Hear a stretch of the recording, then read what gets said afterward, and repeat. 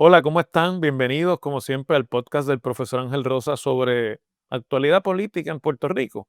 Y yo he querido en estos días trabajar con una serie de contenidos que no son los que usted va a escuchar y a ver tradicionalmente en los podcasts. Y estamos invitando, como sueban ustedes, personas que aportan con su conocimiento y con sus experiencias a la discusión que tenemos en el podcast para que no siempre sea yo el único que conversa con ustedes. Y hoy tengo conmigo, me da mucho gusto tenerlo nuevamente en el podcast, a una de las personas que me acompaña por la radio desde hace muchos años, a nuestra fuente de Washington, a Federico de Jesús. ¿Cómo estás, Fede? Bienvenido al podcast.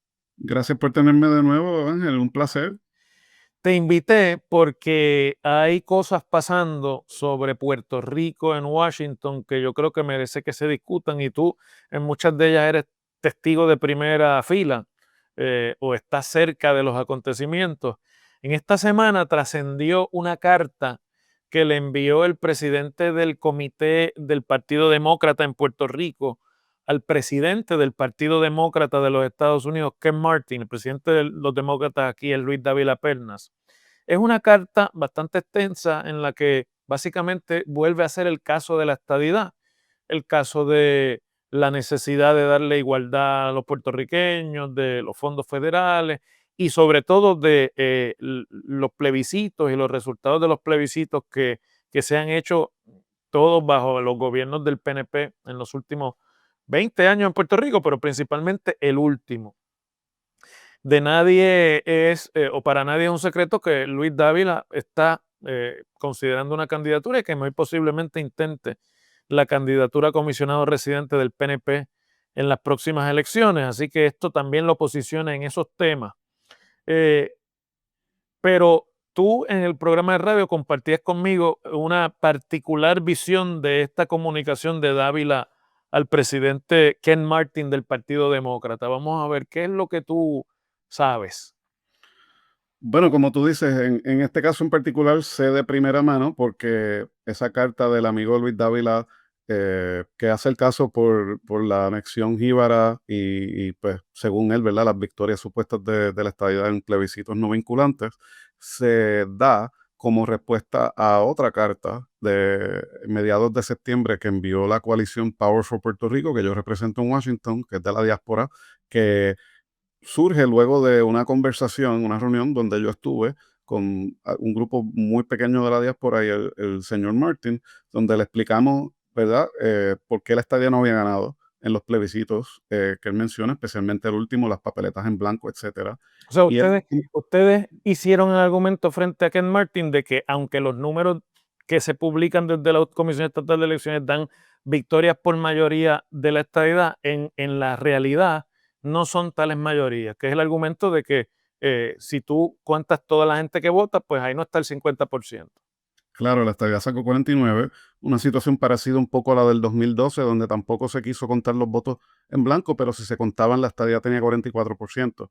Pero más importante que eso, el presidente del Partido Demócrata, que sabíamos, ¿verdad?, que había apoyado a nivel personal la estadidad, pues nos expresó que su postura era que él estaba a favor de la autodeterminación del pueblo y que no debería de ser por imposición de Washington. Y nos cogió por sorpresa declaraciones que él hizo en un podcast con el expresidente del Partido Demócrata, Jamie Harrison, donde dijo que quería que Puerto Rico fuera Estado para lograr una supermayoría y poder tener una mayoría en el Tribunal Supremo y poder tener el poder de vuelta para los demócratas. Y le enviamos una carta diciéndole, esto no es lo que usted nos dijo en privado, por favor retráctese. Y como te comenté en la radio, pues viene esta carta. Luego de la carta me llega una llamada del ayudante del presidente Martin, que estaba en la reunión, y nada, pues no puedo compartir contenido de esa carta. Pero nada, de ahí es que surge, yo creo que por lo menos Luis Dávila, quien conozco desde que fue subdirector de Prafa, luego fue director, como sabemos, está haciendo el caso por la anexión jíbara. Él obviamente piensa que los votos en blanco no deben cortar. Él hace el caso por la paridad de fondos federales y habla de la puertorriqueñidad. Él no es como otros invitados que tú has tenido a este podcast que se dicen ser americanos que aprendieron español como segundo idioma en Puerto Rico. Él hace el caso de por qué esto es bueno para los puertorriqueños, que tú y yo sabemos que si va a haber estadidad tiene que ser para que funcione para todos los americanos por igual. Y Como eso pues cualquier otro estado.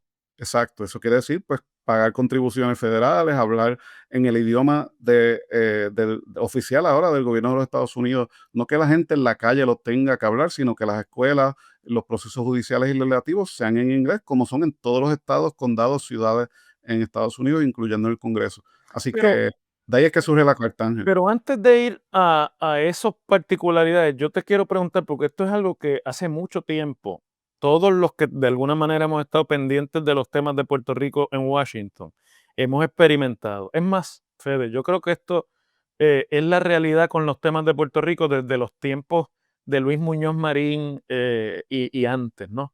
Y es que los funcionarios del gobierno de los Estados Unidos y de los partidos también, a unos grupos le dicen unas cosas cuando los visitan y luego en donde piensan que lo que van a decir no tiene una repercusión o tiene un menor costo político, ¿verdad? También porque pensar hoy día que algo no va a tener repercusión en la era de las redes sociales es básicamente absurdo, ¿no? Pero quizás piensan que no va a tener una repercusión política, pues dicen otra. Este es el caso claro, es decir, el Partido Demócrata le ha prometido, por ejemplo, Biden le prometió a Puerto Rico en la campaña que lo llevó a la presidencia en 2020 un montón de cosas que las prometió en Florida cuando necesitaba los votos de los puertorriqueños de la Florida y después durante sus 4 años no hizo casi nada de lo que prometió o hizo muy poco. Y este es el mismo caso. Es decir, eh, ¿por qué se da esa, yo no le quiero llamar hipocresía, pero ese doble discurso? Pues tú mencionaste eso cuando estábamos hablando en la radio. De hecho, para recordarle al público, yo te mandé esa carta cuando no había salido en ningún medio, ni lo había visto en las redes, lo cual me es raro porque usualmente los anexionistas son muy hábiles en diseminar su mensaje. Y cuando me doy cuenta que es que en realidad él está hablándole al público en Puerto Rico y no al estadounidense, eh, pues yo creo que era para, diablos, me calenté con mi gente por no hacer mi trabajo, vinieron estos diásporos a comerme los dulces, déjame yo picar adelante para que digan, mira, yo estoy defendiendo el ideal. O sea, que Dávila está escribiendo para los PNP de aquí, no para Estados Unidos. Claro, y tú Para las mencionaste que gradas. cambié, exacto, para las gradas. Obviamente, Ken Martin, él es un político. El Partido Demócrata en Estados Unidos, contrario a Puerto Rico, es una máquina de recoger dinero y de pagarle a consultores. No es el brazo de política pública de los demócratas. Eso se encarga del Congreso y cuando hay un presidente.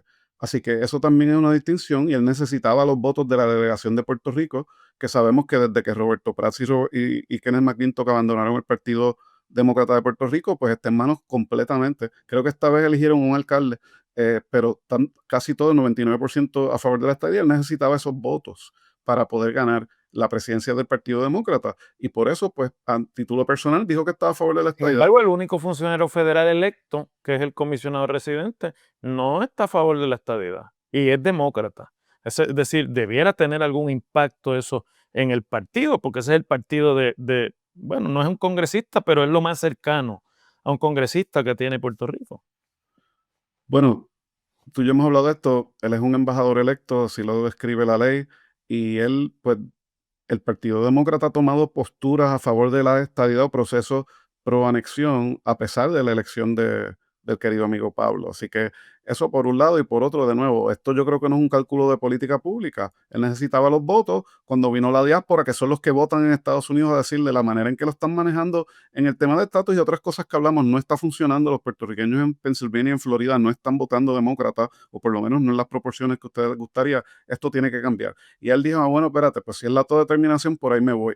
Y dijo, como hacen los políticos, lo que tenía que decir en el momento, sin esperarse que al hacer esas declaraciones públicas, que no esperaba que nosotros lo íbamos a confrontar públicamente con eso. Y francamente, Ángel, no ha sido tema de conversación en Estados Unidos, salvo que cuando sale otro demócrata a decir, mira gente, si queremos tener una mayoría en el Supremo y rescatar la democracia, tenemos que imponerle a Puerto Rico la estadidad y a Washington, D.C., como una cuestión de balón político, pero de ahí a que el Senado, la Cámara y la Presidenta sean demócratas, Sí, pues bueno, pero fíjate lo que tú acabas de decir. Y eso es muy importante, porque a mí me parece que el caso por la anexión de Puerto Rico como un estado de la Unión, quien mejor lo hace no son los anexionistas de aquí, ni son los demócratas de aquí, en realidad, durante el tiempo que va de este cuatrienio en que Donald Trump fue electo presidente y el Congreso está en manos de los republicanos también,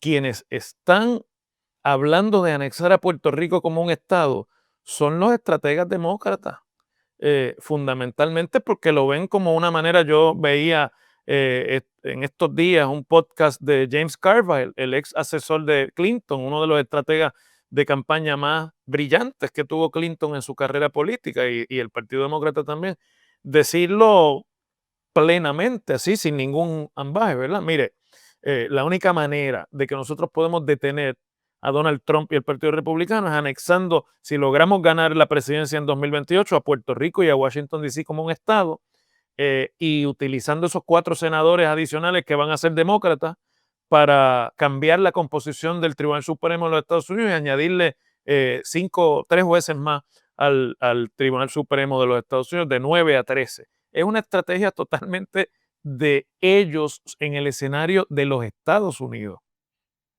que por cierto es lo que siempre ha producido las anexiones de los territorios, es decir, Hawái, Alaska, Arizona, Nuevo México, que son los últimos estados que han entrado a la Unión. Quizás lo debí poner en el orden cronológico inverso, ¿verdad? Porque fue primero Nuevo México y Arizona, y luego Hawái y Alaska en los años 50. Cuando esas anexiones se dieron por razones que no tenían ni que ver con Hawái, ni que ver con la gente que vivía en Alaska, ni que ver con la gente que vivía en Nuevo México, tenía que ver con lo que estaba pasando en el panorama más grande de la política americana. Y esta parece ser también la circunstancia con el tema de la estadidad en Puerto Rico, que quien único lo está de verdad empujando, pues son los estrategas demócratas. Sí, por el balance partidista que en ese momento era la inversa en Hawái y Alaska, un estado demócrata y no republicano, pues ese era el balance correcto para lograr la voluntad congresional. Y recordemos que la senadora de Alaska se llama Murkowski, ella no es esquimal, y el gobernador, uno de los congresistas de Alaska, Ed Case, es anglosajón, y tuvieron un gobernador, Neil Abercrombie, que era anglosajón. Allí no hay Y los de casi Hawái hawaiano. tampoco. ¿Cómo? En Los de Hawái. Hawái tampoco. Exacto, pero el día que Brock Pierce pueda ser senador de Puerto Rico y hayan alcaldes estadounidenses, sean de la ley 22 o no, pues entonces cuando haya un Puerto Rico, no sin puertorriqueños por completo, pero con mucho menos y con estadounidenses influyentes, eso bajo la visión de MAGA que hay hoy en día y respectivo del Partido Demócrata, pudiera facilitar la eventual anexión de Puerto Rico. Yo creo que algunos estrategas demócratas están mencionando la estadidad por desespero, por el trumpismo, pero el Partido Demócrata, por lo menos en el Congreso, ha decidido tomar manos afuera de este tema. Y francamente, la poca importancia que se le ha dado a los temas de Puerto Rico, incluyendo entre los campeones tradicionales, ha sido, ¿verdad? Ha sido notable, Ángel, entre los republicanos ni se diga, la gobernadora será republicana, pero sus aliados en el Congreso no logran ni siquiera erradicar un proyecto de estadidad después que supuestamente ganaron. Así que estos temas en estos momentos no se le está dando la atención que a nosotros los puertorriqueños nos gustaría, lo que nos obliga a los que estamos envueltos en estos temas a ser más creativos, tener estrategias diferentes y llegar a personas que quizás no hayan sido aliados en el pasado, pero donde puedan haber colaboraciones, hay que darle la bienvenida. Es cierto eso que tú dices, excepto que yo pienso, y esto es una opinión muy mía, y estoy abierto a que tú me falsifiques la opinión, ¿verdad? Porque de eso es que se trata, conversar. Eh, yo creo que si los demócratas pierden el Congreso ahora en 2026, en las próximas elecciones congresionales, que no está todo escrito en piedra, es decir, los republicanos están haciendo lo que tienen que hacer para con el gerrymandering de crear los distritos estos con menos minorías y distritos de población diluida de minorías y concentrada de anglosajones, ellos retener el control del Congreso, aunque sea precariamente. Los demócratas se van a desesperar aún más, porque entonces ya lo que está abierta para 2028 es la discusión de que el Tribunal Supremo reinterprete la cláusula, la enmienda constitucional que prohíbe la elección a un tercer término de un presidente para evitar o para facilitar la candidatura de Donald Trump a un tercer término en 2028, que yo pienso, bueno, Steve Bannon lo acaba de decir hace 48 horas, ¿no? Digo, mire, esto es lo que va a pasar y en su momento nosotros vamos a desplegar nuestra estrategia y vamos a conseguir una reinterpretación de la Constitución y Donald Trump va a ser presidente en 2029 nuevamente. Entonces, si los demócratas pierden el Congreso en 2026 próximo, y enfrentan a una elección presidencial y congresional en 2028, en las que están en minoría, el tema de la estadidad no es un tema de igualdad para los puertorriqueños, ni es un tema de fondos federales, es un tema de cuadrar los votos en el Congreso para que no pueda haber una mayoría republicana en buen tiempo en el Senado, que es donde realmente se puede trancar la legislación, ¿no? Y bueno, yo desde ese punto de vista, yo pienso que los estadistas de Puerto Rico no tendrían ni que hacer mucho esfuerzo, les caería en la falda. Falta mucho. Es simplemente una cuestión de conveniencia política y matemática de que eso suceda. Francamente, me sorprende que no haya más voces en el Partido Demócrata diciéndolo. Y pues sí, Daniel Ortega, Álvaro Uribe, Hugo Chávez, todos, ¿verdad? Descansaron en opiniones turulecas, si se le puede llamar así, de sus tribunales supremos. Procurel, Sí, permitiendo lo que sus constituciones no permitían, ¿verdad? Así que eso es lo que quiere Donald Trump, eso es lo que quiere el partido, muchos en el partido republicano, y en ese contexto sabemos que ya se está hablando de que en abril del año que viene, año de elecciones congresionales, se van a desplegar aún más fuerzas de la Guardia Nacional, se está creando una fuerza especial dentro del Pentágono de Guardias Nacionales, y muchos demócratas temen que esas tropas pudieran ser desplegadas en o cerca de lugares de votación para intimidar. O sea, que estar hablando de lo que pueda hacer el Partido Demócrata con el filibuster y un montón de cosas democráticas que ya quizás ni existan o no se les hagan caso, eh, pues sí, obviamente estamos es haciendo otro análisis juego. político, es otro juego. Y hablando de Steve Bannon, él también creo que mencionó algo sobre cómo el Congreso se ha convertido en el Duma, que ese es básicamente el Parlamento ruso, que es simbólico, el mismo Que dijo hace lo que simbólico. Putin quiera Exacto. o que no representa una fuerza política real para balancear el poder que tiene Putin como dictador, básicamente. Sí, pero es importante porque para los amigos que nos están viendo, que quizás no sepan, Steve Bannon ha sido, desde mucho antes de que Trump fuera presidente de la primera vez, uno de los estrategas e ideólogos y de las personas que ha diseñado la estrategia de comunicación política del movimiento Make America Great Again. Y decía en esa entrevista de hace unos días, mira, Trump no es perfecto, pero está cumpliendo una misión divina, está cumpliendo una misión que el Señor le ha encomendado. O sea, cuando tú tienes, ¿verdad? Pensamientos como ese, pues a mí se me hace muy fácil ver a los demócratas recurriendo a estrategias desesperadas para tratar de contenerlo, y si eso significa prometerle la estadidad a Puerto Rico y a Washington, D.C. Y trabajar hacia eso, lo van a hacer, yo no tengo la menor duda. Ahora, una cosa es eso, y esto te lo quiero plantear para llevarnos la discusión por otro lado, y otra cosa es lo que en el discurso político de una campaña presidencial va a significar el que los demócratas le prometan la anexión a Puerto Rico. Principalmente, no tanto a Washington, D.C., porque con la anexión de Washington, D.C., salvo que son demócratas, hay poca oposición en los Estados Unidos. Pero en el caso de Puerto Rico ya es otra cosa, ¿no? Es una sociedad latinoamericana que van a tratar de anexar a los Estados Unidos y económicamente también trae unos disloques. Entonces, bueno, tú y yo y los que nos están viendo recordamos eh, a Elon Musk decir, mira, yo me metí con Trump y yo di el dinero que di y lo respaldé como lo respaldé porque estaban esta gente prometiéndole la estadía a Puerto Rico y a Washington, D.C., iban a cuadrar el Senado y los conservadores nunca más iban a poder ganar el poder político. O sea que a ese nivel es que eso está discutiéndose allí. Exacto. Y con lo de Washington, D.C., pues no hay oposición prácticamente en el distrito. Nosotros, ¿verdad? Yo me incluyo porque vivo en Washington, D.C., pago impuestos en Washington, D.C. sin representación y más del 90% consistentemente ha votado por la estadidad del distrito federal, pero obviamente los republicanos lo ven como una amenaza. Por eso siempre los proyectos de estadidad de Washington solamente tienen a demócratas. En el caso de Puerto Rico, pues aunque son muchísimo menos que antes, bueno, no hay ni proyectos, ¿verdad? Pero cada vez son menos los republicanos, por eso que tú dices, porque perder el control del Tribunal Supremo que llevan teniendo por años y que le ha dado los toallazos épicos a Donald Trump que le está dando, sin eso, pues imagínate. y meterle 4 demócratas al Senado de los Estados Unidos sin opción de que eso vaya a cambiar, porque vamos, esta es la otra discusión.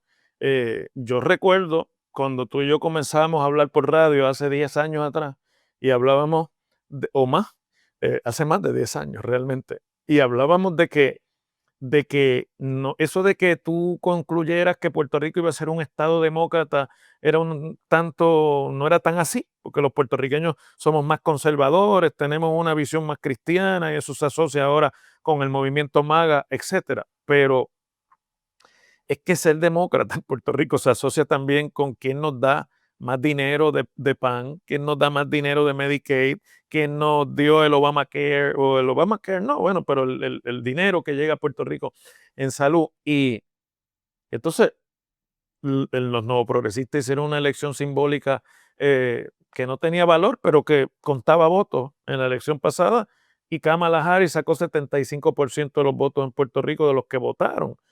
¿En qué otro lugar de los Estados Unidos la candidata demócrata sacó el 75% de los votos? Yo no conozco ninguno. Obviamente, pues aquí hay una contradicción porque ella saca esa cantidad y se eligen legislaturas y gobernadoras que son republicanos. No porque sean republicanos ni conservadores, sino porque sabemos las dinámicas PNP. particulares. Exacto. O sea, porque es que esa es la otra cosa. En Puerto Rico nadie va a votar a las elecciones porque Jennifer es republicana o porque Pierluisi era demócrata o porque Juan Dalmau. La gente votó por una candidata del PNP. Y a la hora de decidir qué candidato le gustaba más, en la presidencia, aunque era un concurso de belleza, el 75% dijo que la mujer demócrata, que además yo creo cuántos estados ganó Kamala Harris en el colegio electoral, ¿no? Ni me acuerdo. Eh, pero vamos, cogió una pela. Y entonces, la tesis de que Puerto Rico está abierto a convertirse en un estado republicano, eso no se sostiene con los números hoy día. Yo te voy a decir lo que yo le digo a los demócratas, porque algunos me han expresado, oye, la elección de Jennifer González, 8 años al Congreso y ahora la gobernación, Puerto Rico debería, de verdad sería demócrata. Yo le digo, mira, yo soy demócrata y Kamala sacó 74 y Jennifer será republicana y no salió electa por eso. Pero mira la legislación que está promoviendo Jennifer González en contra del derecho al aborto de las menores, de los trans, muchísimas cosas contra los inmigrantes y otras cosas que no son igualdad, que los demócratas están en contra. Sin embargo, a los republicanos se les dice, pero de verdad ustedes creen que si Kamala Harris sacó 74%, eso no sería un estado demócrata. Y la realidad es que no sabemos cuál va a ser la composición poblacional de Puerto Rico en un estado hipotético. Por eso mencioné lo de los esquimales y lo de los hawaianos. En el futuro lejano, pero hoy día, si Puerto Rico se convirtiera en un estado de la Unión, y eso es lo que los demócratas están viendo y no ven más allá, porque están atendiendo una crisis que no tiene que ver con Puerto Rico. Hoy día, si Puerto Rico fuera un estado y nosotros eligiéramos senadores, los 2 senadores serían demócratas y todos los congresistas serían demócratas y el colegio electoral lo ganaría el candidato demócrata. Yo no tengo duda de eso. Yo no tengo duda que ganaría un presidente demócrata. Sí creo que habría una delegación congresional mixta. Puedo ver un Rivera Schatz y Johnny Méndez fácilmente ser parte de esa delegación y son republicanos, igual que puedo ver a otros como pues, los que sabemos que son demócratas, que cada vez son menos en el Partido Nuevo Progresista, irónicamente. Te quería mencionar algo, Ángel. Mira, obviamente la matemática y la lógica política, pues se encamina a lo que tú dices de la necesidad de la estadía de estas dos jurisdicciones para que los demócratas puedan recobrar el control del Supremo y del Senado. El Partido Demócrata no está ajeno a las presiones económicas y aquí puede haber un encontronazo de intereses entre Wall Street. Recordemos que Joe Biden nombró a 3 integrantes de la Junta de Control Fiscal de Wall Street, no eran activistas ni nada de izquierda, y Puerto Rico no va a poder pagar su deuda pública a menos que le den un bailout o se retrase la estadidad por 30 años. Simplemente Aún eso con no la tiene ningún quiebra, cuadro. aún con la quiebra, si Puerto Rico tiene que adoptar el modelo contributivo de la estadidad, que, vamos, es un cuento de camino eso de que en la estadidad pagaríamos menos taxes, en la estadidad pagaríamos muchos más taxes. No importa cuál sea el arreglo entre taxes federales y taxes locales, hay que pagar los taxes federales. Y eso de por sí restaría taxes al gobierno de Puerto Rico que tiene que pagar esa deuda. Por lo tanto, yo no veo la manera de que Puerto Rico adoptando el modelo de la estadía pueda pagar la deuda aún reestructurada. y tampoco pienso que para eso la única forma de hacerlo sin que tenga ese costo sería básicamente que la reserva del federal le diera, como dijiste tú, un bailout. Es decir, aquí está este cash, paguen esto y welcome to the union, ¿no? Bienvenidos a la unión. Pero eso es un tema que hay que discutir mucho en los Estados Unidos, porque enfrentado eso al electorado anglosajón blanco que paga taxes federales, eso no es tan fácil de venderle al electorado estadounidense. Obama se rehusó a que su Reserva Federal, su tesoro, interviniera con la deuda de Puerto Rico como se le estaba pidiendo, porque eso pasó en el 94 con Clinton, con la crisis del peso mexicano. Y Obama no quiso darle el bailout a Puerto Rico, nos impuso una junta de control. Ahora tienes a Donald Trump dándole un rescate de $20,000 millones a Milei en Argentina. Y eso ha sido muy escandaloso, porque la gente que va a tener que duplicar sus primas, van a ver sus primas de salud duplicadas en enero si no se hace nada, y perder su seguro de salud, si son 22 millones de personas. Para arreglar ese problema, eso cuesta $24,000 millones. El rescate a Milei cuesta 20. Y este es un presidente que habló de Estados Unidos primero, el nacionalista aislacionista, y se está tirando estas maromas. Imagínate Puerto Rico, como tú dices. Así que aquí hay muchos escenarios hipotéticos. Yo lo que sí te puedo decir es que dentro del Partido Demócrata, privadamente, tú y yo hablamos de la llamada de Grijalva que él me hizo cuando el proyecto de estatus, que yo le hablé del precedente de Arizona, del idioma, y él básicamente me dijo, mira, nosotros queremos que los Ese era su republicanos... estado. Él Ese era es su congresista estado. de Arizona. Así es. Y de hecho, se eligió a su hija en una elección especial y no la ha querido Acaba de durante... salir electa. ¿Y qué fue lo que te dijo? Mira, cuando básicamente no, se quedó sin argumentos de por qué el tema del idioma se tenía que atender. Yo lo que le estaba diciendo era, mira, tú no puedes dejar de mencionar el tema del idioma. O dices que las operaciones del gobierno van a ser en inglés como en todos los estados, o vas a hacer una excepción y que van a ser en español para Puerto Rico, pero no mencionarlo no es una opción. Él me dijo, mira, yo quiero que esos sean los republicanos los que se vean como los racistas y traigan ese tema, pero privadamente no se sostiene. ¿Entiendes? O sea que todos estos Ah, temas de la deuda y del idioma van a surgir aún con un gobierno plenamente demócrata y hay que ver qué Estados Unidos tenemos en ese momento. oye, recapitulando, Fede, porque ya es hora de despedirnos y tú tienes también tus cosas que atender. eh, ¿Tú dirías que la única manera de detener que se plantee el tema de la anexión de Puerto Rico como Estado automáticamente es que vuelva a ganar el Partido Republicano la elección congresional? O En lo inmediato. sea, que el muro de contención contra la estadidad es Donald Trump y MAGA. Eso es lo Sí. que tú estás diciendo, a pesar de los pesares. A pesar de los pesares, pero lo que no se publica mucho en las redes y en los medios es lo que te dicen los congresistas demócratas y las preocupaciones que te expresan en privado, que no se atreven a decir públicamente porque no quieren que les digan antipuertorriqueños o racistas. Y lo mismo los republicanos que dicen estas mismas cosas, algunos se atreven a decirlas públicamente, pero la mayoría calladitos se ven más bonitos. Diles tú, pues, seguro. Exacto. Gracias, Fede, como siempre, por este. Oye, esto es casi, me siento como si estuviera en el Noti1 haciendo el segmento de los martes y los jueves, pero creo que era importante esta conversación con los amigos que nos siguen en el podcast, porque son cosas que pasan por debajo del radar. Aquí estamos hablando de la senadora que insultó a medio mundo, aquí estamos hablando de qué va a pasar con el impuesto al inventario, y estas otras cosas pasan por debajo del radar y quién sabe si van a tener una repercusión mucho más a largo plazo de todas esas discusiones medio artificiales de la política local. Sí, hay que enfocarse en lo crítico y no dejarnos entretener por lo banal y por eso te agradezco el espacio y expandir tu audiencia de radio ahora en lo cibernético, que es otro tipo de audiencia y necesitan la información, así que gracias por la oportunidad. Pues gracias a ti. Y amigos, nosotros seguimos mañana.